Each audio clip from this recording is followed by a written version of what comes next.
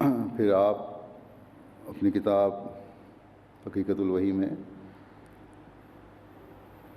اپنے لیے خدا تعالیٰ کے نشانات کا ذکر فرماتے ہوئے 76ویں نشان میں فرماتے ہیں کہ براہین احمدیہ میں میری نسبت خدا تعالیٰ کی یہ پیش گوئی ہے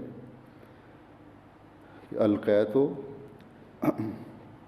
القیت علیک محبت منی ولتثنی علی عینی، یعنی خدا تعالیٰ فرماتا ہے کہ میں تیری محبت لوگوں کے دلوں میں ڈالوں گا اور میں اپنی آنکھوں کے سامنے تیری پرورش کروں گا۔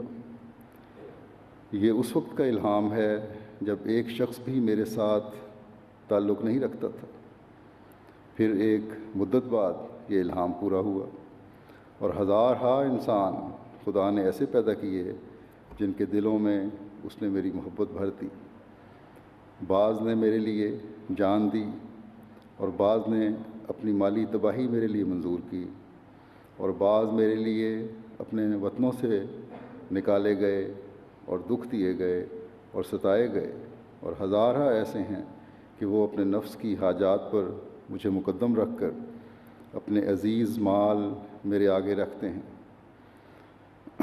یہاں حضرت مسیح موعود علیہ الصلوۃ والسلام نے اپنے ایک مخلص صحابی حضرت سید ناصر شاہ صاحب اوورسیئر کے خط کا ذکر فرمایا ہے۔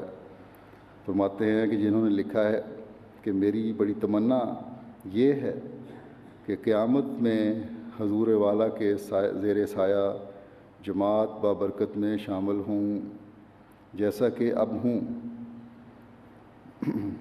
حضور عالی اللہ تعالیٰ بہتر جانتا ہے کہ خاکسار کو اس قدر محبت ذات والا صفات کی ہے کہ میرا تمام مال جان آپ پہ قربان ہے، اور میں ہزار جان سے آپ پر قربان ہوں۔ میرے بھائی اور والدین آپ پر نثار ہوں۔ خدا میرا خاتمہ آپ کی محبت اور اطاعت میں کرے، آمین۔ حضرت مسیح موعود علیہ الصلوۃ والسلام فرماتے ہیں کہ جب میں اس درجہ کا صدق اور ارادت اکثر افراد اپنی جماعت میں پاتا ہوں تو بے اختیار مجھے کہنا پڑتا ہے کہ اے میرے قادر خدا، در حقیقت ذرہ ذرہ پر تیرا تصرف ہے۔ تو نے ان کے دلوں کو ایسے پرآشوب زمانے میں میری طرف کھینچا اور ان کو استقامت بخشی۔ یہ تیری قدرت کا نشان عظیم الشان ہے۔